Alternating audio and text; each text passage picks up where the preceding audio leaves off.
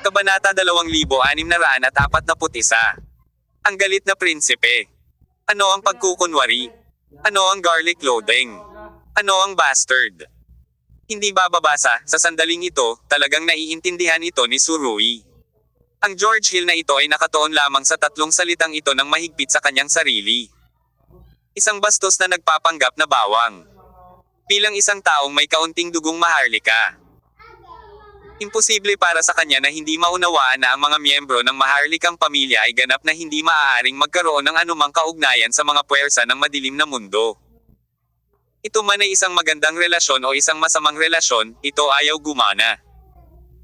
Gayunpaman, kahit na alam niya ito, agad niyang itinapon ang balita, halatang sinadya at sinadya. Kung talagang nagmamalasakit siya kay Victoria at talagang alam kung ano ang iniisip ng kanyang kapatid. Tiyak na tutulungan niya si Victoria na itago ang sekretong ito, sa halip na, aksidenteng, ilabas ito sa bibig ng publiko. Salamat, hindi ko alam kung paano magpasalamat sa templo ng araw. Si George Hill ay mukhang talagang naantig, at ang kanyang mga mata ay puno ng sinseridad. Muli. At sa oras na ito, tahimik na pinagalitan ni Best ang kanyang bibig. Fuck. Naprovoke din siya sa kawalang hiyaan ni George Hill. Sa totoo lang. Kahit na hindi sinabi ni George Hill. Nilinaw na ni Stephanie sa lahat ang tungkol sa bagay na ito, at alam ng lahat ang koneksyon sa pagitan ng Sun Temple at Apollo, kaya, ang mga salita ni George Hill, na puno ng provokasyon, ay hindi. Tila nakamit ang inaasahang resulta. At least, sa ngayon, yun lang. Bahala ka, si Victoria ay aking mabuting kaibigan, at gagawin ko ang lahat para protektahan siya, sabi ni Surui. Si Surui sa orihinal ay tila hindi gaanong interesado sa pagganap ni George Hill. Ngunit ngayon ay tila naging interesado na siya. Kung hindi dahil sa dami ng tao, talagang may gustong sabihin si Surui kay George Hill, please continue your performance. Sige, inuman tayo mamaya. Muling ibinuka ni George Hill ang kanyang mga braso, mahigpit na niyakap si Surui, at tuwang-tuwa pa ring sinabi.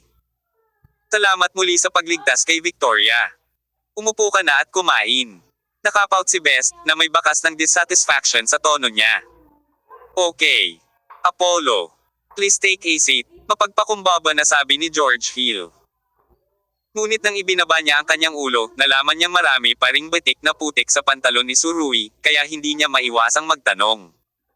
Ano ang nangyayari? Sa pagtingin sa kanya. Halos lahat ay napalingon sa mga binti ng pantalon ni Surui. Sa oras na ito, ang mga sapatos at panty ni Surui ay natatakpan ng mga bakas ng putik, at ang maningning na Buckingham Palace. Parang medyo out of place. Alam ni Surui na halatang walang pakialam si George Hill, marahil ay sinadya niyang ipahiya siya. Sulyap kay Best, lumingon si Surui sa George Hill, nakangiting sinabi. Sa pagpunta ko dito, may na-encounter akong maliit na bagay, pero naayos na. Narinig ito ni Best, isang panunuya sa kanyang mga mata. Dumating ang dalawa ng halos isang oras na mas huli kaysa sa inaasahan. At halatang hindi sila mahuhuli ng walang dahilan, ngunit sa pagtingin kay Surui ng ganito, halatang wala siyang balak na sabihin, at hindi na nagtanong pa si George Hill. Kuya George, may sasabihin ako. Biglang sabi ni Juana. Parehong nakasimangot sina Victoria at Lofina. Kapag ang babaeng ito ay nagbuka ng kanyang bibig, ito ay magiging masama. Sa tingin ko itong si Apollo na nakasuot ng maputik na sapatos at pantalon sa Buckingham Palace ay isang kawalang galang sa British Royal Family. At kahit isang insulto, mabilis ang reaksyon ni Juana. Alam din niya. Sa oras na ito, kailangan niyang pumila ng mabilis. Dahil si Apollo ang boss ng Sun Temple. Ang posisyon ng British Royal Family ay hindi mapagkakasundo. Bagamat hindi pa nagsasagupaan ang dalawang panig, dapat tanggihan ang pagbubukod. Gayun din, kailangan mong maging unang magpahayag ng iyong saloobin. No matter what, everyone remember that chapter is the one who speaks. Well, ayaw ni Juana na maging pangalawa sa chapter na ito. Sa sandaling lumabas ang mga salitang ito, agad na naging malamig ang ekspresyon ni Surui. Halatang sadyang provocative ito. Ang mga kaguluhan na naranasan ko sa daan ay hindi mahalaga. Kung hindi ito aabot ng halos isang oras upang malutas ang mga ito. Ngunit ang pelikula ng babaeng ito. Ang maputik na ideya sa kanyang pantalon ay itinaas sa mga insulto. Buckingham Palace at maging ang antas ng British Royal Family, mayroon ka bang tubig sa iyong utak? Bagamat hindi magandang tingnan ang kasalukuyang sapatos at pantalon ni Surui, bakit ito ang nangungunang linya? Napatayo din si Juana, namumungay ang kanyang mga suso, na para bang isang mapagmataas na inahing manok ang nagpapakita ng kanyang kagandahan kay George Hill. Sabi mo, tama ba ako? Tiningnan ni Juana ang lahat ng nasa mesa, isa-isang, inspection, nakatingin sa isa't isa, pinipilit niya ang iba na magpahayag ng kanilang mga opinyon. Gayunpaman, karamihan sa kanila ay yumuko ang kanilang mga ulo at ayaw makipagkita sa kanyang mga mata. Ngunit sa inasal ni Juana, hindi ito pinigilan ni Stephanie. Nahaharap sa gayong pag-atake, hindi nagpatinag si Surui, dahan-dahan siyang tumayo. Kahit na ito ay Buckingham Palace, kahit na ang Queen of England ay nakaupo sa paila sa tapat. Sa totoo lang, narito ang isang malaking boss ng underworld. Makatuwiran na dapat mayroong ilang mga bodyguard sa pinangyarihan upang protektahan ang kaligtasan ni Stephanie sa lahat ng oras. Gayunpaman, dahil ang hitsura ni Surui ay masyadong hindi nakakapinsala sa mga tao at hayop ngayon, walang sino man ang makakaugnay sa kanya sa superboss ng madilim na mundo. At hindi rin kinakabahan si Stephanie. Sa katunayan, sa pagtingin sa kanyang nakaraang pagganap, halatang napagtanto niya ang tunay na pagkakakilanlan ni Surui mula pa sa simula na ang kabilang partido ay gagawa ng anumang mapanganib. Habang pinapanood si Surui na tumayo, walang intensyon si Victoria na akitin siya. Alam niya na kung kikilos si Surui, tiyak na magdudulot ito ng kaguluhan, ngunit anuman ang mangyari, tatayo siya sa tabi ni Surui. Hindi tumayo ang strategist, nakatitig pa rin siya kay Juana, parang gusto niyang makita ang tunay na galaw ng dalaga. Bakit, hindi ka pa rin ba kumbinsido? Huwag mong isipin na ikaw yun Apollo, natatakot ako sa iyo, sabihin mo, ito ang Buckingham Palace, hindi isang lugar para gawin mo ang anumang gusto mo. Ano ang hindi makatwiran? Ito ay... Halos pagtawanan si Surui nitong hindi makatwirang Juana, nakatayo lang siya, paano niya magagawa ang lahat ng gusto niya? Gusto talagang magdagdag ng krimen, bakit mag-alala tungkol dito? Gayunpaman, kahit na si Surui ang boss ng madilim na mundo, karamihan sa mga miyembro ng royal family na naruroon ay likas na handang tumayo sa panig ni Surui. Para makatayo sa team, sobra ang kaguluhan ni Juana. Sa pagharap sa mga problema ni Juana, marahang binawi ni Surui ang dumilalabas na siya. Boom! Sa sandaling ito, isang biglaang putok ang umagaw sa atensyon ng lahat. Si Best pala. Galit na galit ang lalaking ito, this time, imbes na sampelan ng kamay ang mesa, diretsyong hinampas ang leather shoes niya sa mesa. Ang wild talaga ng post na ito. Nakita kong nakasimangot si Best. Juana, nahirapan ka na ba? Si Surui ay kapatid ko. Hindi mo ba naiintindihan? Tumayo pa rin si Juana, itinuwid niya ang kanyang dibdib at walang panghihina na sinabi, sa tingin ko, tama ako, Kuya Best. Actually, simula nang dumating dito from Scotland, gusto talaga ni Juana na magkaroon ng magandang relasyon kay Best. Ang set ay halos. Pagkatapos ng lahat, ang kabilang partido ay ang hinaharap na tagapagmana ng trono ng Britanya. Ngunit sa simula pa lang, tila nakikita ni Best ang kakanyahan ng maliit na kapatid na ito. Hindi niya ito natitinag.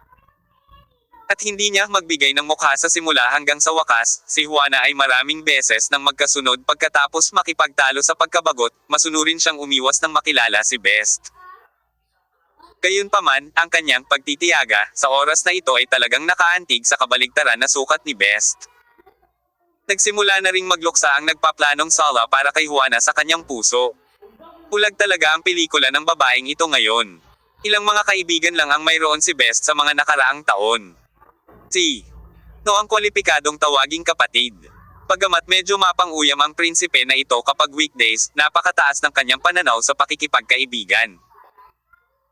Nagpupumilit pa rin si Juana sa mga oras na ito, at hindi niya narinig ang mga overtones ni Best, short-circuited ang utak niya.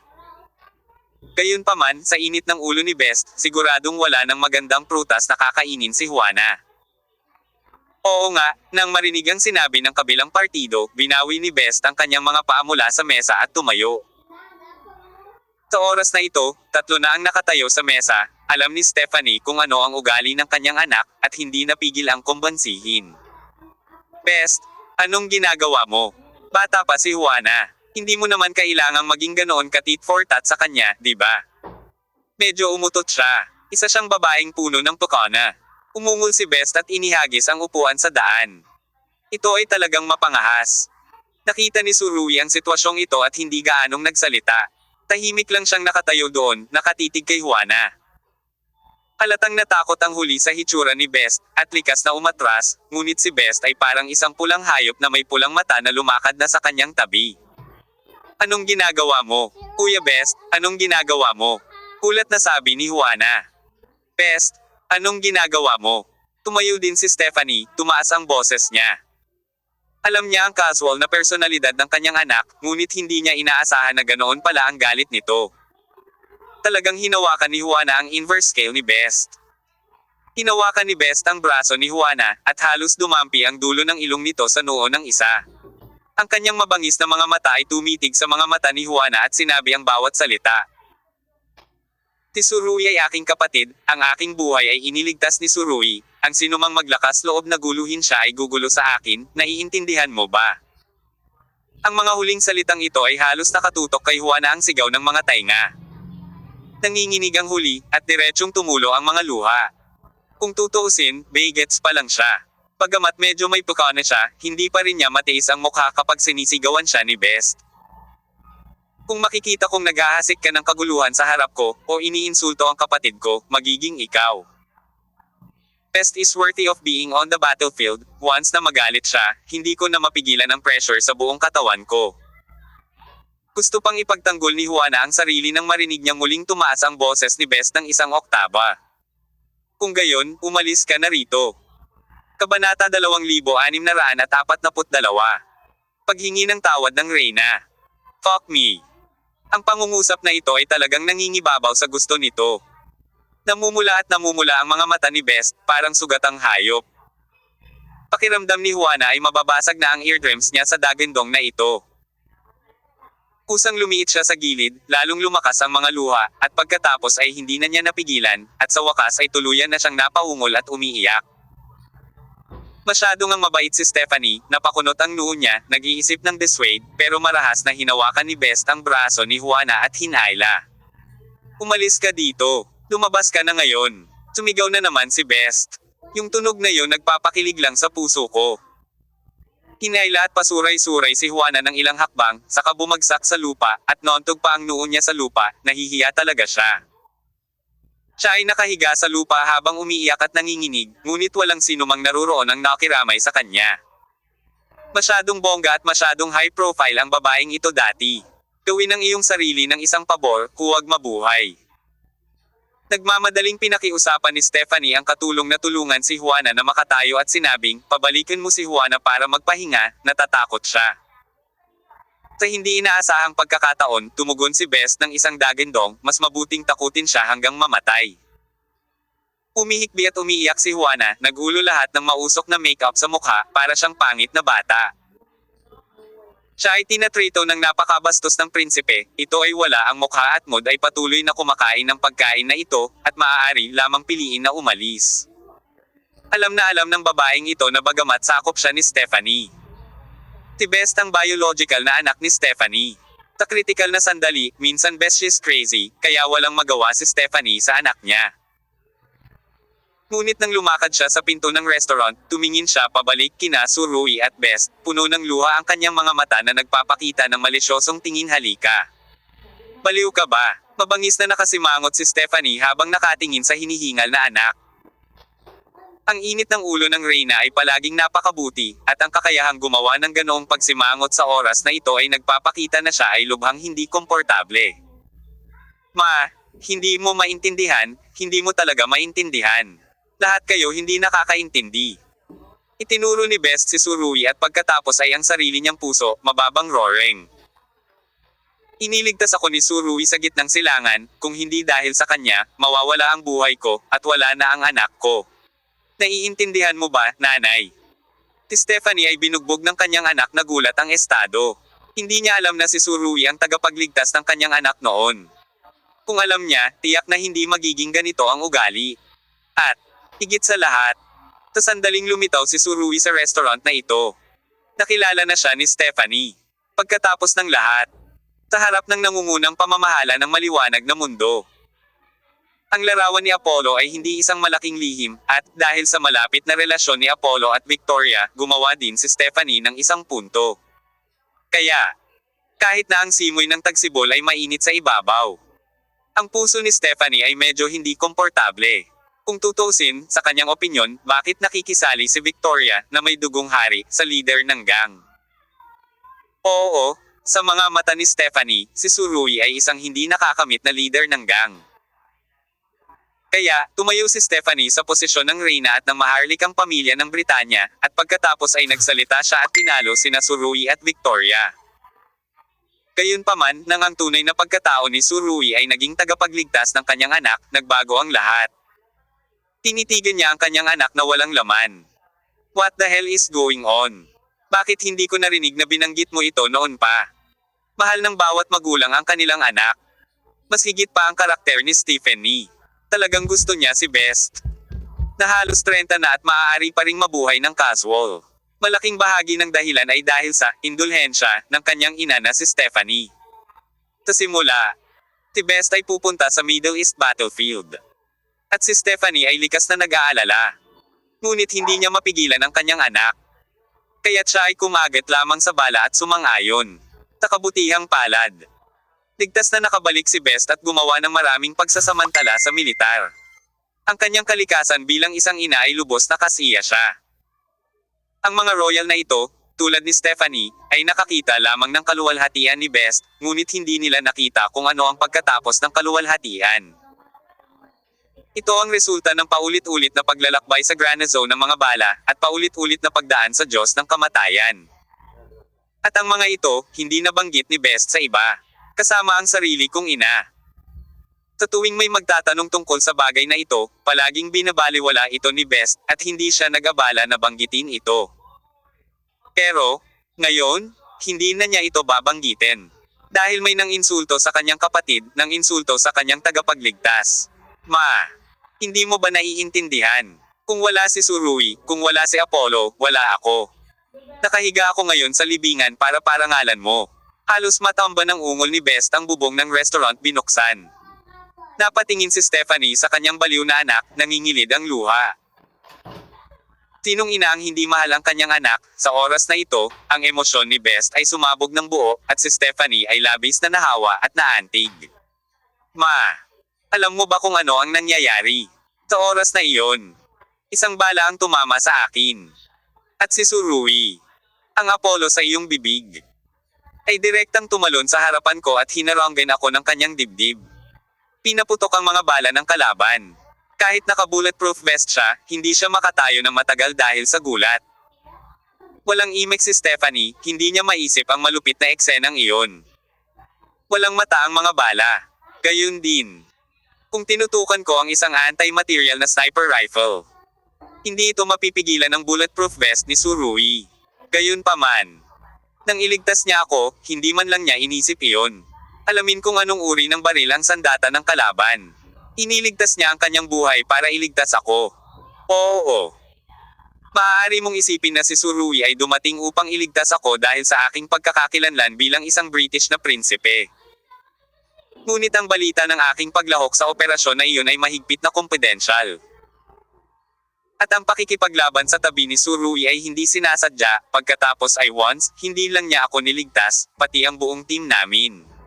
Wala itong kinalaman sa aking pagkakakilanlan. Sa sobrang tuwa ni Best, tinapik-tapik pa niya ito nang sabihin niya ang kanyang dibdib, kumakabog. Ito ay isang bagay na hindi inaasahan ni Stephanie, hindi niya inaasahan na ang kanyang anak ay nasa ganoong panganib. Muntik na siyang mamatay. Alam mo ba, hindi mo alam. Pero alam ko, itinuro ni Best si Surui at sinabing, kapatid ko si Surui, at kapatid ko rin si Apollo, pareho silang tao. Huwag makinig sa hangin at ulan, ang madilim na mundo ay hindi tulad ng iniisip mo. Sa pagkakataong ito, direktang nagmumura si Best. Laking gulat din ni George Hill, naramdaman niyang sinampal ang mukha niya sa sinabi ni Best. Tinadya niyang isigaw ang mga salitang, Apollo, at Sun Temple. At gustong maghukay ng malaking butas para sa kabilang partido. Na naging dahilan upang puntiryahin ni Queen Stephanie si Tsurugi, ngunit hindi inaasahan ni George Hill. Ang layunin ay dulot niya, ngunit pumukaw ito ng malakas na rebound mula kay Best. Walang ipinakita si Tsurugi. Sa totoo lang, hindi niya ito sinasadya para iligtas si Best. Pero ayaw niyang ipagsapalaran ang sarili niyang buhay. Si Tsurugi nga ang nagligtas sa isa sa pangkat ni Best. Kung hindi, ang grupo ng mga espesyal na elite ng British na nasa ambush ay itatapon ng mga katutubong armadong puwersa sa gitnang silangan. Gayunpaman, pagkatapos sumigaw ng napakaraming beses, hindi pa rin kumalma si Best, at patuloy siyang sumigaw. Uulitin ko. Iniligtas ni Tsurugi ang buhay ko. Siya ang aking kapatid na karapat-dapat sa aking buhay. At anong klaseng bagay siya, Juana? Isang mapanlinlang na babae na gusto lang magsinungaling buong araw. At gustong buhusan ng maruming tubig ang kapatid ko, sa tingin ko ay talagang naiinip na siya. Ang pangungusap na ito masasabing napakabigat ng mga salita. Tinabi pa niya na akala ni Juana ay naiinip siya. Akala ni Stephanie ay galit na salita iyon ng kanyang anak, ngunit hindi niya alam na totoo ang sinabi ni Best. Kung si Juana ay patuloy na nagchichismis at nagko-frame sa kanyang kapatid, talagang walang pakialam si Best na gumamit ng simple at bastos na paraan para linisin si Juana. Dapat mong malaman na ang prinsipe na ito ay hindi kailanman isang bulaklak na lumaki sa isang greenhouse. Ilang tao na may magandang relasyon kay Tsurugi ang makakasunod sa mga patakaran. Sa oras na ito, muling sinulyapan ni Best ang mga taong naroroon, at pagkatapos ay sinabi, Ako, binabalaan ko kayong lahat. Huwag mag-isip ng masama tungkol kay Tsurugi. Kung nasaktan mo siya, nasaktan mo ako. Pagkasabi nito, sinulyapan din niya si George Hill, at puno na ng bangis ang mga mata niya. Hindi napigilan ng puso ni George Hill ang pagpintig sa mga matang iyon. Hindi niya akalain na magkakaroon ng ganoong relasyon sina Best at Tsurugi. Sa relasyong ito na natabunan. Kung gusto ni George Hill na ibagsak si Tsurugi, hindi na posible na gamitin ang British Royal Family. Nang matapos na magalit si Best ay binuhat niya ang upuan na inihagis niya ng tuluyan, at bumalik sa hapagkainan para maupo. Hindi man lang niya nilinggan ang kanyang ina. I have to say, sa opinyon ni Best, sobrang galit at lungkot ang ugali ng nanay niya ngayon.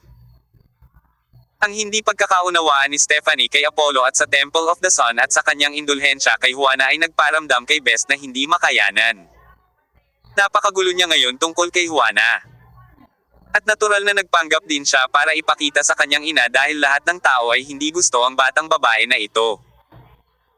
Kung gayon ay huwag hayaang patuloy siyang maging isang nakakasira sa paningin sa harap ng lahat, itong babaeng walang alam. Kung tinuruan niya siya isang araw ng mas maaga, makakatipid siya ng isang araw mula sa kanyang mga problema. Sa palagay ni Best, hindi tanga ang kanyang ina. Ngunit ang pagkakakilanlan ni Juana ay hindi mapigilan ang kanyang pagdedota. Umaasa rin si Best na magalit sa pagkakataong ito para maging matino ang kanyang ina. At huwag magpalinlang sa mga mata ng mga kontrabida. Sa oras na ito, naglakad si Stephanie sa likuran ng kanyang anak, inilagay ang isang kamay sa kanyang buhok, at hinawakan ang mga luha sa kanyang mukha gamit ang isa pa. Madalas lumuha ang mabait na reyna, ngunit ito ang pinakamasamang iniyakan niya nitong mga nakaraang taon. Gayunpaman, ang reyna ay ang reyna, mabilis niyang inayos ang kanyang estado, ibinaling ang kanyang ulo at sinabi kay Tsurugi, Mr. Apollo, nabigla ako kanina, pasensya na. Kabanata 2643. Showdown. Humingi ng tawad ang reyna kay Tsurugi. Ang hakbang na ito ay nagulat sa maraming tao na naroroon. Pagkatapos ng lahat, ang tunay na pagkakakilanlan ni Tsurugi ay ang Panginoon ng Sun Temple. Ang nangungunang tatlong super bosses sa 12 Diyos sa madilim na mundo. Nagkusa ang reyna na humingi ng tawad sa kanya. Nangangahulugan ba ito na ang maharlikang pamilya ay nagbibigay pugay? Sa araw, iniyuko ng templo ang ulo nito. Hindi naman, ang mga may hawak ng ganitong uri ng pag-iisip ay halatang masyadong nag-iisip. Pinili ni Reyna Stephanie na humingi ng tawad, higit sa lahat ay dahil sa kanyang dating saloobin at sa kanyang pag-unawa sa pangalang, Apollo. Ang masasabi ko ay napaka-unfriendly na ugali ni Stephanie kay Apollo noon. Pagkatapos ng lahat, Mayroon siyang ibang posisyon. At normal na magkaroon ng ganoong kaisipan. Daig pa niya si Victoria sa publiko.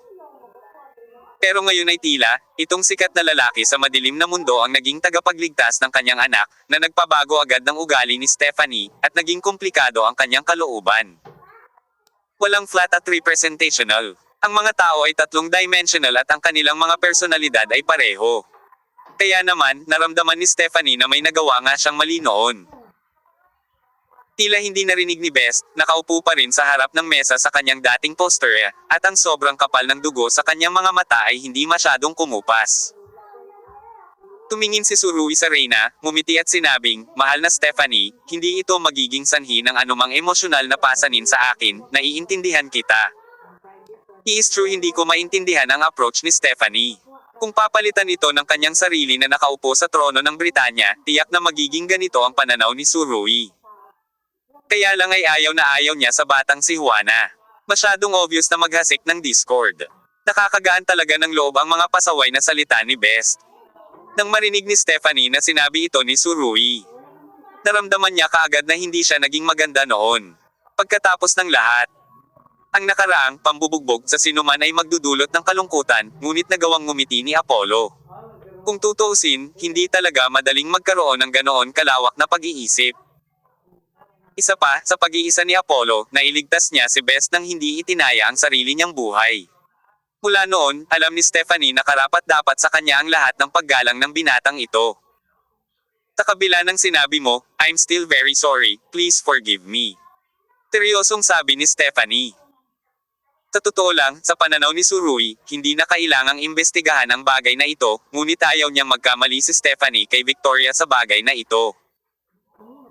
"Dear Stephanie, I'm good friends with Best and Victoria. Sana huwag mong intindihin si Victoria, gusto lang niyang gawin ang gusto niyang gawin." Malalim na tumingin si Surui sa Reyna. Nang marinig niya ang sinabi nito, biglang nag-init ang puso ni Victoria. Malinaw na alam ni Surui na kung hindi gagawa ng pahayag si Stephanie tungkol sa bagay na ito, tiyak na gagamitin ito ng isang tao sa royal family para isuot ang sapatos ni Victoria. Kahit na sadyang i-ferment ang bagay na ito, sa kalaunan ay magiging mas maingay, at hindi ito matatapos. Ang pagtatapos ni Victoria ay maaari lamang umalis ng malungkot. Sinabi ni Surui ang mga salitang ito sa oras na ito upang maiwasan ang ganitong sitwasyon na mangyari sa hinaharap. Tumango si Stephanie. "Huwag kang mag-alala, nakatitiyak akong hindi mangyayari sa hinaharap ang sitwasyong inaalala mo." Umiling si Surui at ngumiti. Ngunit, ngayon lang alam ng maraming tao ang tungkol dito, lalo na nag-aalala ako sa Juana na iyon. Dahil ang masamang babae na ito ay hindi mabait sa kanyang sarili, hindi palalampasan ni Surui ang pagkakataong ito na bumagsak sa lupa, kahit na gustong-gusto ito ni Stephanie. Kailangan nilang samantalahin ni Surui ang oras na ito para magpatunog ng alarma para sa kabilang partido. Natiyak na magkakaroon ng ilang epekto. "Ipapaalala ko sa kanya," sabi ni Stephanie. Actually, galit na si Best kay Stephanie. Naniniwala ako na alam din ng nanay na ito ang kanyang ginagawa. Kahit anong spoiled niya kay Juana, hindi niya may kukumpara sa sarili niyang anak. Tumango si Surui at wala nang sinabi pa. Pagkatapos, lumapit si Stephanie kay Victoria at hinawakan ang kanyang kamay. "Mahal na Victoria, gusto kong humingi ng tawad sa iyo." "Okay lang, naiintindihan naman kita," sabi ni Victoria. Mahina ang boses niya, pero, sa kaibuturan, hindi pa rin mataas ang emosyon niya. Bagamat humingi ng tawad si Stephanie, hindi na babalik sa dati ang relasyon nila ni Victoria. Palaging tatandaan ni Victoria na ang simbolikong pagmamalasakit ni Stephanie sa sarili niyang kaligtasan kanina ay nagdala ng paksa sa mukha ng maharlikang pamilya. Patawarin niya si Stephanie, ngunit talagang magkakalayo ang relasyon ng dalawa dahil sa pangyayaring ito. Hindi masyadong nagpaliwanag si Stephanie. Mula sa kanyang pananaw, natural na alam niya ito. Gayunpaman, ito ay isang issue sa posisyon na hindi malulutas sa maikling panahon at maaari lamang iwanan sa oras. Pagkaupo ni Surui, sinulyapan niya si George Hill. Ang kanyang mga mata ay masyadong walang pakialam, na nagparamdam sa mga tao ng kaunting lamig. Tumango si George Hill sa kanya, ayaw niyang makipag-eye contact kay Surui, ngunit kailangan niyang gawin ito sa oras na ito. Gayunpaman, biglang ngumiti si Surui. Ang ngiting nagpakilig sa puso ni George Hill. Dahil may ngiti si Surui sa kanyang mukha, ngunit walang ngiti sa kanyang mga mata, kahit malamig.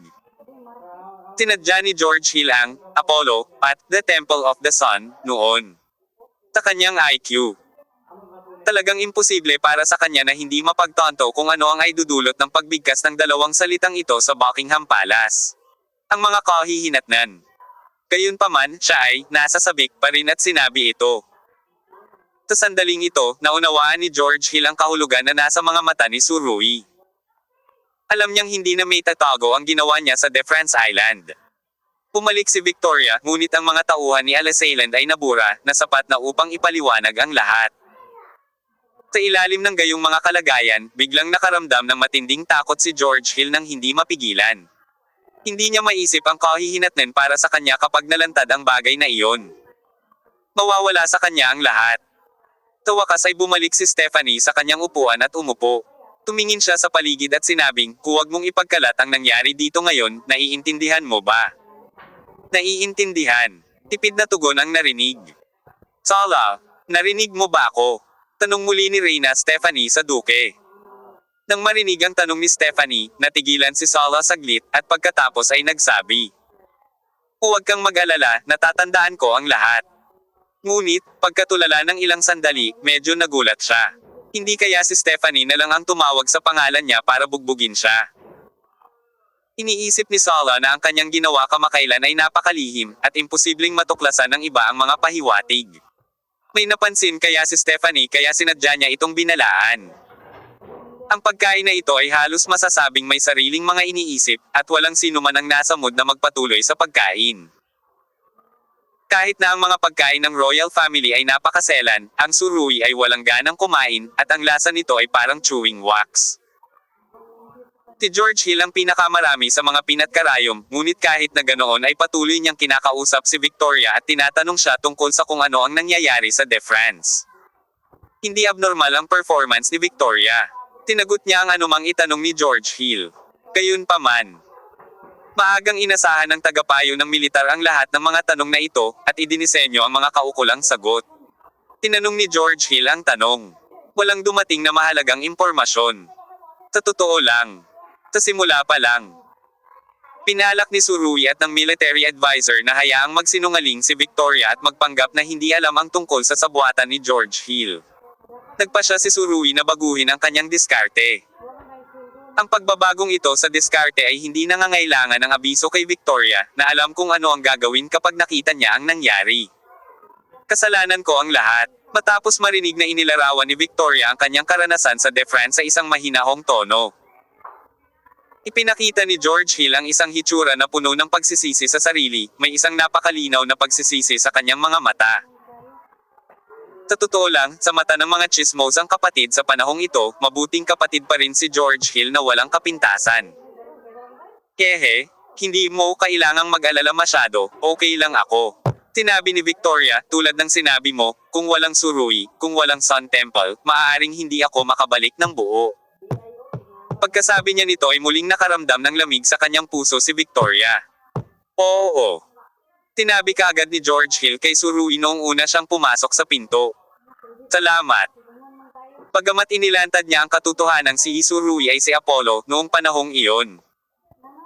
Kahit papaano ay narinig ni Stephanie mula sa pangungusap na ito na si Surui at ang templo ng araw ang nagligtas kay Victoria. Gayunpaman, si Stephanie ay walang pakialam dito noong panahong iyon, hindi lamang nagpasalamat kay Surui para dito, ngunit hinayaan si Juana na pukawin at gawing gulo ang sitwasyon. Hanggang sa hindi napigilan ni Best na magalit. Stephanie noon lang niya napagtanto ang kaseryosohan ng bagay na iyon ay nagpasalamat siya kay Surui para sa kanyang anak, at humingi pa ng tawad sa huli. Iniligtas ni Surui si Best, at maaaring humingi ng tawad si Stephanie kay Surui para dito, ngunit hindi na iligtas ni Surui. Iniligtas din ba niya si Victoria? Bakit hindi nagbigay ng pahayag si Stephanie tungkol dito? Bagamat ang isa ay tunay na anak at ang isa ay ordinaryong kamag-anak, mahal din ni Stephanie si Victoria sa lahat ng posibleng paraan tuwing weekdays. Akala ko sarili niyang anak. Gayunpaman, pagdating sa kritikal na sandali, ang agwat ay masyadong halata. Sa kasong ito, paano hindi mabibigo si Victoria? Papatayin siya ng kuya na matagal nang nagmamahal sa kanya. Ang mga matatandang iginagalang niya mula sa kaibuturan ng kanilang mga puso ay talagang walang malasakit sa kanya. Sobrang lungkot ni Victo. Ria. Kung ang malungkot na pakiramdam na ito ay patuloy na nabuo, ito ay magiging isang ginaw. Pero habang nagiging ganito, mas determinado ang mga mata ni Victoria. Alam niyang walang sino man ang maaaring maging malakas para sa kanya ngayon. Bagamat makakatulong si Surui at ang military division mula sa gilid, kailangan pa rin nilang umasa sa kanya sa mga kritikal na sandali. Pag-aari. Walang nagsasalita sa hapagkainan, at si Stephanie ay tila abala na sa abala. Nang abala na ang lahat sa pagkain ay biglang nagsalita si Victoria. Hindi niya napigilan ang kanyang emosyon, lumingon siya kay George Hill at sinabing, "Brother, sobrang bigo ako sa iyo." Kabanata 2644. Maglaro ng mabuti. Kuya, bigo ako sayo. Ang magaan na pangungusap na ito, ngunit tila isang dumadagandong na pagsabog sa pandinig ng lahat. Bakit nabigo si Victoria kay George Hill? Ano ang nakakadismaya dito? Dahil ba itinuro ni George Hill ang katotohanan na si Surui ay si Apollo? Hindi mahulaan ng mga chismos ang kapatid na iyon ang isip ni Victoria. Pagkatapos ng lahat, nagpakita si George Hill ng matinding pag-aalala noon. Ang mga alalahaning iyon ay tila tunay, at tiyak na hindi peke. Of course, it's just looks, and for such natural actors as George Hill and Alasiland, they are enough to fool anyone. Matapos pakinggan ang sinabi ni Victoria, biglang nanginig ang katawan ni George Hill. Hindi kilala ni Victoria si Surui at ang strategist na hinuhulaan ng biglaang pag-atake sa pagkakataong ito, ngunit hindi sila nakaramdam ng anumang sorpresa tungkol dito. Kung sila iyon, pareho silang pinili ni Victoria. Sa totoo lang, parehong alam ni Surui at ng military advisor na sa likod ni George Hill. May iba pang mga behind the scenes na aktor. Sila ay orihinal na nagplano na gumamit ng mahahabang linya upang manghuli ng malalaking isda at isangkot ang iba pang mga organisasyon sa likod ng mga ex. Ina, halika, maaaring gumawa ng isa pang diskarte si Surui para magawa ito. Bakit mo naman nasabi yan? Victoria. Puno ng hindi makapaniwala ang ekspresyon ni George Hill, at hindi man lang niya mahawakan ang kutsilyo at tinidor sa kanyang kamay, at biglang nahulog sa plato ng hapunan.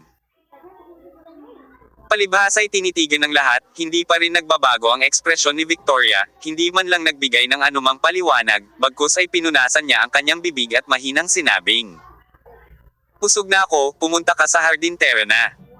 Sabi, bumaling siya sa mga kapatid na babae ng chismis. "Sasama ka ba sa akin?" "Ah, mabuti.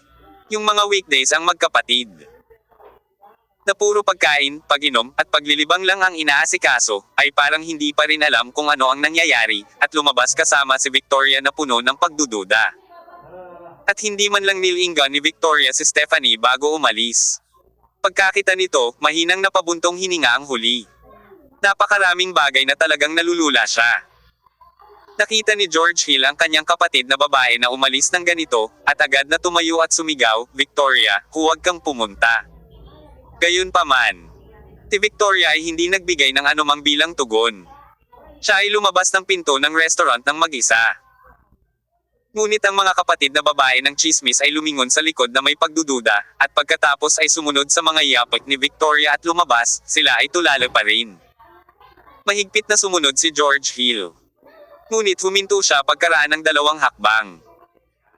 Dahil hiniling ni Victoria ang mga kapatid na ito na samahan siya sa paglalakad, malinaw na hindi binibigyan ng pagkakataon si George Hill na lapitan siya ng mag-isa. Halatang napagtanto ito ni George Hill, kaya tumigil siya. Naabutan man niya, wala namang sense. Ito ay isang sampal sa mukha. Anong problema ni Victoria? Sabi ni George Hill sa sarili. At bumalik sa hapagkainan para maupo, ngunit hindi niya namalayan na may kinalaman pala ang pangungusap na itinanong niya. Anong panlilinlang sa sarili? Hindi bababasa, sa pananaw ni Surui, ito ay lubhang kasuklam-suklam. Gusto mo pa bang itanong at sagutin ang sarili mong mga tanong? Ibinaba ni Surui ang kutsilyo at tinidor at sumulyap kay George Hill, bakit sinabi ni Victoria iyon, hindi mo alam. Napakagaling. Paumanhin, hindi ko talaga maintindihan, nag-aalala ako sa kanya, nag-aalala ako, sabi ni George Hill. Binigyan ni Best si George Hill ng masamang tingin, puno ng pagkasuklam ang kanyang mga mata. Nakakadiri, sinabi ni Best sa kanyang puso. Paano ako makakakain sa parehong mesa kasama ang gayong tao? Hindi siya agad nagbigay ng pahayag, ngunit naghihintay kasama si Tsurugi. Ang susunod na hakbang ay ang kanyang home court.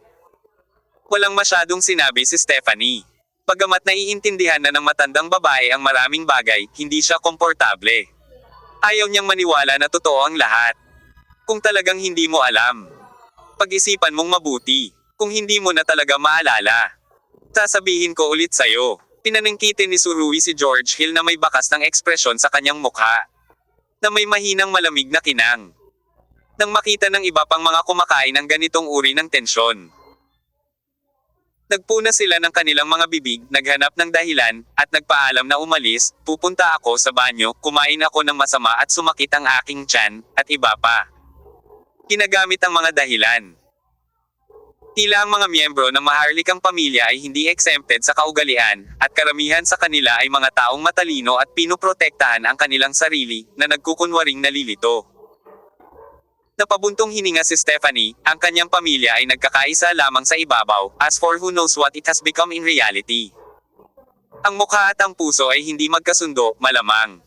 Sa pagharap sa tanong ni Tsurugi, nagbago ang ekspresyon ni George Hill. Pagkatapos ay umiling at sinabing, hindi ko talaga alam kung ano ang nangyari. Apollo, maaari mo bang sabihin sa akin kung ano ang pinagdaanan ninyo ni Victoria sa De France? Pop. Malutong na tunog ang sagot sa kanya. Dahil, direktang itinaas ni Tsurugi ang isang plato ng mga hindi pa nauuwing pinggan, at ang plato at ang mga pinggan sa loob ay direktang nakabaluktot sa mukha ni George Hill. Ang malutong na tunog na iyon ay ang tunog ng plato ng hapunan na malapit nang lumapat sa kanyang mukha, na parang isang sampal sa mukha. Ganito ang tingin ni Tsurugi kay George Hill, sa wakas ay hindi na niya nakayanan at gusto niyang gawin ito. Ang gayong pagkukunwari at kawalang hiyaan ay naging dahilan upang si Tsurugi ay ganap na hindi napigilan ang galit sa kanyang puso. Gusto ni Tsurugi na saksakin ang four-edged army na tinag sa dibdib ni George Hill nang maisip niyang muntik nang mamatay si Victoria at ang military advisor sa De France Island. Medyo nagulat si Stephanie sa biglaang pagkilos ni Tsurugi. Dapat mong malaman na ito ang silid kainan ng Buckingham Palace, at walang sino man ang sadyang naghulog ng plato at natama ng isang tao dito. Gayunpaman, ginawa ito ni Tsurugi. Napakayabang at dominante ng binatang ito. Buti na lang at sa mga oras na ito, halos wala na ang mga miyembro ng royal family, at nakaupo pa rin sa mesa sina Stephanie, Solo at iba pa. Bagamat nabigla siya sa mga aksyon ni Tsurugi, si Stephanie, na nahulaan na ang katotohanan ng bagay, ay ganap na hindi maipahayag ang kanyang posisyon. Hindi niya alam kung kayang gampanan ng posisyon niya ang anumang papel. Matapos basagin ni Tsurugi ang plato, bumagsak ang katawan ni George Hill at bumagsak sa lupa. Tinakpin ng sauce ang mukha niya. Pinunasan niya ng napkin ang mukha, saka tumayo at galit na nagsalita, Apollo, anong ginagawa mo? Ito ang Buckingham Palace. Mas mabuting itabi mo ang iyong marahas na set. Sa hindi inaasahang pagkakataon, nasabi na lang ito ni George Hill nang dahan-dahang sinabi ni Best. Good fight. Direktang sumangayon ang prinsipe sa mga salita ni Tsurugi, nakatumbas ng pagtatakda ng tono para sa bagay na ito. Tumayo din si Tsurugi. Lumapit siya kay George Hill at tinanong si Sed. Bakit, gusto mo bang magpatuloy sa pag-arte? Puno ng panunuya ang kanyang mga salita, ngunit ang galit pagkatapos ng panunuya ay nagparamdam sa mga tao ng higit na pagkasira ng puso. Ito ang Buckingham Palace. Ano ang gusto mo? Paano naman? Si George Hill ay likas na umatras, ang aura ni Tsurugi ay nakakatakot, likas niyang gustong iangat ang Buckingham Palace upang pindutin ang Tsurugi. Ngunit, pabayaan ang Buckingham Palace, kahit na may pagdaragdag ng White House, si Tsurugi, na nasa galit, ay maaari pa ring gumawa ng gulo. Gayunpaman, ang kamao ni Tsurugi ang bumati kay George Hill. Bang! Tinuntok ni Tsurugi si George Hill sa mukha. Ang huli ay hindi makalaban sa gayong pag-atake. Huli siyang bumagsak sa lupa sa pamamagitan ng kamao.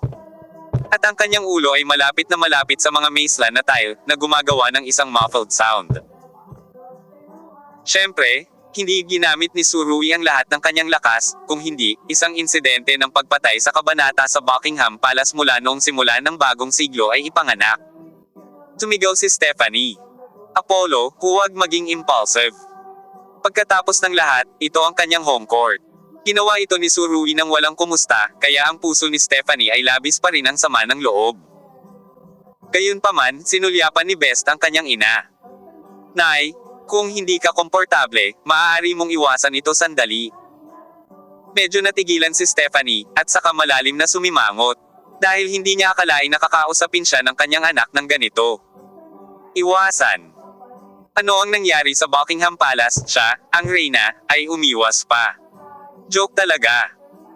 Gayunpaman, nakita ni Best ang iniisip ni nanay, muling ngumiti, at sinabing, huwag kang mag-alala, nay, hindi ka mamamatay. Nanginig ng ilang beses ang mga labi ni Stephanie, pero walang sinabi. Sa sandaling ito, bigla niyang napagtanto na ang kanyang anak ay lumaki na at may sariling ideya, at ang mga ideya ng kanyang anak ay hindi na batay sa kalooban ng kanyang ina. Gusto ni Best na kontrahin ang kanyang ina, ngunit sa hindi inaasahang pagkakataon, ang dibisyon ng militar ay tumayo sa oras na ito. Dear Stephanie, pwede ba tayong maghanap ng mapag-usapan? Tinitigan ng sarhento ang mga mata ng reyna. Hindi maintindihan ni Stephanie. Dahil dumating ang military advisor kasama si Sala. Kaya hindi pa rin niya alam ang tunay na pagkatao ng magandang babaeng Chinese na ito. Bagamat sunod-sunod din ang mga hula niya, malayo ito sa totoong sagot. Sa oras na ito, muling sinabi ni Best.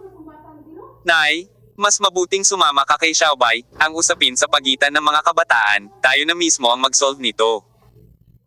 Alam ni Stephanie na hindi angkop ang lugar na ito para manatili pa siya, kaya sinabi niya sa tagapayo. Tara na. Ang pakiramdam na ito ng pagkawala ng kontrol ay talagang hindi maganda. Ngunit sa oras na ito, talagang sinabi ng strategist. Sala, sumama ka sa iyo.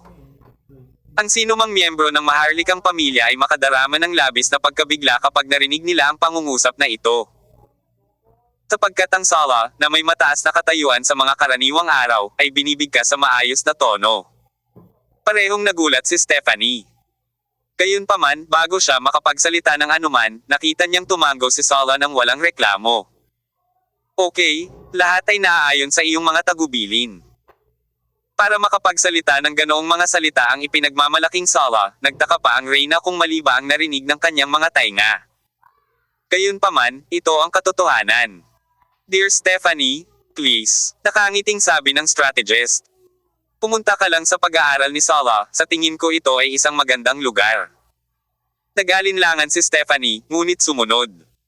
Chapter 2645. Hindi kami makatwiran. Mom, sandali lang. Akmang lalabas na si Stephanie ay biglang pinigilan ni Best ang kanyang ina. May gagawin ka pa ba? Nakasimangot na tanong ni Stephanie. Ngayong gabi. Masama ang pakiramdam ng reyna. Ang apoy mula sa kanyang anak na lalaki ay dumahigit sa kanyang puso na parang bato. At ang biglaang pag-atake ni Surui ngayon lang ay naging dahilan para mapurol ang kanyang mukha. Pagkatapos ng lahat, ito ay Buckingham Palace. Hindi mahalaga kung gaano ka hindi nasisiyahan, hindi ka maaaring maging mapangahas, di ba? At higit sa lahat, nalaman ni Stephanie na tuluyan na siyang nawalan ng kontrol sa nangyari ngayong gabi. Nay, sana maintindihan mo, ayoko ng black sheep sa royal family. Lumapit si Best kay Stephanie at niyakap si Stephanie, pagkatapos ay sinabing, kung hindi, baka banta nila ang kaligtasan mo. Pihirang magsalita ng ganito si Best sa kanyang ina, at tumingin si Stephanie sa kanyang anak at biglang naramdaman na lumaki na ito at nagmature. Siguro, matanda na talaga ako, kung hindi, paano ako magiging walang kapangyarihan? Alam mo ba kung ano ang gagawin sa bagay na ito? Napatingin si Stephanie sa anak na may masalimuot na sarap sa mga mata. Ang malaking prinsipyo ay ang tama at mali at ang itim at puti ay hindi na mababaligtad. Sabi ni Best, may isang tao na lumitaw sa kanyang isip, at pagkatapos ay idinagdag. Siyempre, ang mga gustong maghasik ng hindi pagkakasundo ay dapat ding alisin. Ang kausap niya ay likas na si Juana, na natatakot na hindi magulo ang mundo. Sige, ipaubaya ko na sa iyo. Pagkasabi nito ni Stephanie ay nawala na siya ng lakas. Nay, Baka kailangan mo ng katibayan, kaya hayaan mong sabihin sa iyo ni Xiaobai, sabi ni Best. Actually, alam din ni Best na first time para sa kanyang ina na may nangyaring masama sa royal family. Ngayon, supling tumatanda na sila. At may isip din silang lumaban para sa kapangyarihan at tubo. Walang sino man ang maaaring baliwalain ang malalaking interes. At hanggat umiiral ang mga interes na ito, ang mga hindi pagkakaunawaan ay hindi maiiwasan, at higit pa at higit pa. Sige. Alam din ni Stephanie na kailangan niya ng mahabang proseso ng pagsasaayos, maaaring 1 buwan, maaaring 1 taon o 2. Xiaobai, tara na, punta ka sa study ni Sala. Umiling si Stephanie, ngunit bago umalis, biglang sumigaw si George Hill, na natulala sa kamao ni Surui. Hindi, Stephanie, hindi ka pupunta. Hindi pa napupunasan ang mukha ng lalaking ito kaya tatakbo na siya papunta kay Stephanie. Si Surui ay hindi magalang, kinuha ang isang upuan at binasag ito ng direkta mula sa likod. Bang! Napunit ang solid wood chair, at diretsyong bumagsak si George Hill sa lupa. Ang tulay ng kanyang ilong ay gumawa ng mabigat na pagkakadikit sa lupa, at 2 dumudugo sa ilong ay direktang tumalsik mula sa kanyang mga butas ng ilong. Umiling si Stephanie. Ayaw niyang makita ang susunod na nangyari. Ang ganitong uri ng karahasan ay talagang hindi nababagay sa kanya. Mahal na Stephanie, maaaring hindi maganda ang pakiramdam mo ngayon, ngunit maaaring malaman mo ang katotohanan sa ilang sandali, sabi ni Sala. Natural na hindi palalampasan ni Sala ang ganoong pagkakataon na makababa sa George Hill minsan. Natigilan sandali si Stephanie pagkatapos marinig ito, at saka bumilis, na para bang ayaw na niyang manatili sa restaurant na ito ng 1 pang minuto. Nang makitang umalis si Stephanie, ang mga mata ni George Hill ay nagpakita ng kawalan ng pag-asa. Alam niyang hindi talaga siya nito niligtas. Alam na alam niya ang ugali ni Apollo. Mabangis ang mukha ni Surui. Naglakad siya sa gilid ni George Hill, iniunat ang kanyang kamay, hinawakan ang kwelyo ng isa, at direktang itinaas ang huli mula sa lupa. Si George Hill ay mukhang isang gwapong lalaki pa rin sa oras na ito, nakakahiya. Muntik mo nang patayin si Victoria at ang dibisyon ng militar, alam mo ba iyon? Hinawakan ni Surui ang kanyang kwelyo at umungol. Dahil sa sobrang galit sa kanyang dibdib, may palpitating na pakiramdam sa boses ni Surui. Hindi napigilan ni George Hill na kiligin. Bago siya pumunta dito para makita si Surui. Marami na siyang plano at maghuhukay ng maraming butas. Gayunpaman, sa oras na ito, si Surui lamang sa hindi makatwirang kamao at mga mata na puno ng panginginig, si George Hill ay ganap na nag-ulo. Hindi ko alam. Wala talaga akong alam, walang mas nag-aalala kay Victoria kaysa sa akin, wala. Binigyang diin ni George Hill ang kanyang tono, ngunit malinaw na tila isang maliit na kawalan ng kumpiyansa. Talaga, sabi ni Surui, at sinuntok muli si George Hill sa tiyan. Ang huli ay diretsyong lumuhad sa lupa, bumuhos ang suka mula sa kanyang bibig, at isinuka ang lahat ng hapunan na kinain niya ngayong gabi. Namula ang mukha niya at sobrang sakit.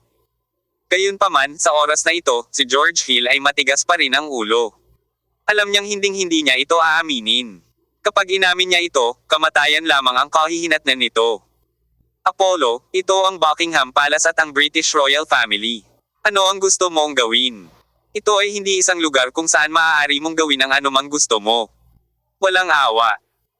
Tapos na ang lahat, iniisip pa rin niya kung sino ang mas malakas kay Surui, gayunpaman, maling tao talaga ang nahanap niya. Isang malakas na sampal sa mukha ang sagot sa kanya. Pop! Isang malutong na tunog ang naging dahilan ng pag-ikot ni George Hill ng ilang beses sa hangin, at pagkatapos ay mabigat na dumapo sa mga tile sa sahig. Hindi umalis ang ilang katulong. Pinagmamasdan nila si George Hill. Nakadalasang matikas at matikas. Ay binubugbog ng ganito. Isa-isang walang pag-aalinlangan na humakbang pasulong. Nilinggan ni Best ang mukha at nakita sila. Isang silent gesture ang ginawa niya, saka kumaway. Ito ay sinadya upang paalisan silang lahat. Nagmamadaling umalis ang mga katulong na iyon. At nang magsara ang pinto, lahat sila ay nagpakita ng kaginhawahan, lahat sila ay matatanda sa Buckingham Palace. At ang pinakabata ay nanatili rin dito sa loob ng higit 10 taon, ito ang unang pagkakataon na nakakita ng pambubugbog ang kabanata. Mangyari dito. Nang tuluyang sarado ang pinto ng restaurant, lumapit si Best, umupo sa tabi ni George Hill, tumingin sa tinatawag na kapatid, at sinabing, "Alam ko, lagi mo itong iniisip. Palitan mo ako, ha?" Nang marinig ito, napakamot na umiling si George Hill, na tila hindi man lang umamin. "Huwag mo nang itanggi. Pero ang hindi ko masyadong maintindihan. Ano ang dahilan para inunahan mo si Victoria? May pumipilit ba sa iyo mula sa likod? Malaking problema na hindi mo kayang bayaran." Sabi ni Best, malamig din ang mga mata niya.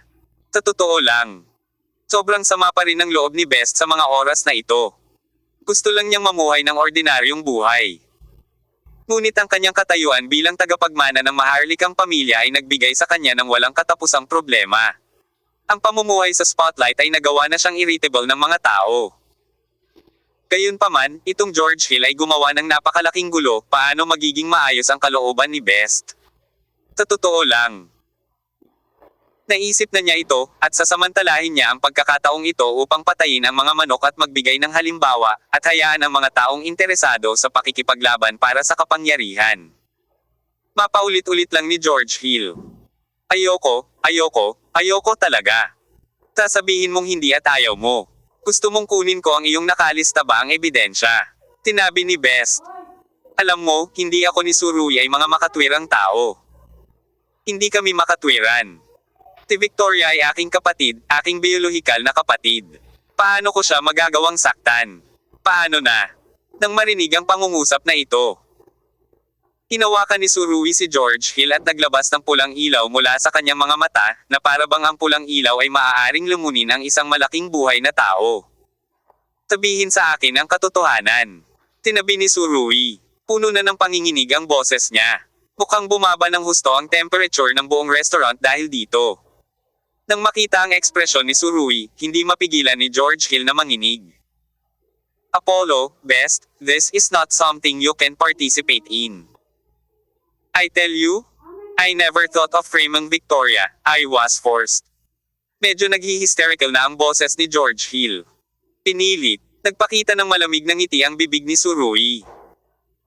Pagkatapos ay sabihin mo sa akin kung sino ang nakatayo sa iyong likuran, kung hindi, wala akong pakialam kung ito ang Buckingham Palace o hindi, I will make you die here. Sa katunayan, ang kasalukuyang kalakaran ay ganap na naiiba sa planong ginawa ni Suruy at ng military advisor ng maaga. Sa katunayan, ayon sa kanilang orihinal na ideya, magtatakda sila ng isang engranding piging bukas ng gabi, at pagkatapos ay inakay ang ahas palabas ng butas at pinunasan ang lahat ng puwersa sa likod nina George Hill at Alex Ilan. Gayunpaman, sa loob ng 24 na oras, ang dalawang pangunahing tauhan ay kontrolado ni Suruy. Sa makatuwid, ang susunod na paraan ng paglabas ng ahas sa butas ay hindi gagana. Kung nais mong malaman ang organisasyon sa likod ng George Hill, maaari mo lamang ibuka ang bibig ng lalaki. Sa kabutihang palad, ngayon ay nabigla si George Hill sa aura ni Suruy, at hindi niya maiwasang maglabas ng bakas ng katotohanan. Nag-aalangan pa si George Hill. Ipinahid ni Suruy ang kanyang palso sa kanyang baywang, at pagkatapos ay namulaklak sa harap ng mga mata ni George Hill ang itim na liwanag na pinakawala ng 4 na talim na tinak ng hukbo. Magsipilyo. Walang oras si George Hill upang makita kung ano ang nangyayari nang makaramdam siya ng biglaang panlalamig sa kanyang leeg. Pagkatapos ay sumigaw siya ng sakit na hindi mapigilan. Ang 4 na talim na tinak ni Suruy ay naghiwa na ng buta sa balat ng leeg ni George Hill. Unti-unting tumulo ang dugo sa bibig. Ano ang gagawin mo at ano ang gusto mo? Puno ng takot ang mga mata ni George Hill. Alam niya kung anong uri ng karakter si Suruy. Masasabi talaga ng lalaking ito na kung pumatay siya, papatay siya. Ang balat ng leeg mo lang ang pinutol ko this time. Kung maglakas loob kang magantala, tiyak na hindi ako tatutol na laslasan ang iyong lalamunan. Mabangis na sinabi ni Suruy, kahit na ikaw ay isang prinsipe. Kahit na ikaw ay isang prinsipe. Matapos marinig ito, nagsimulang umubo ng marahas si Best.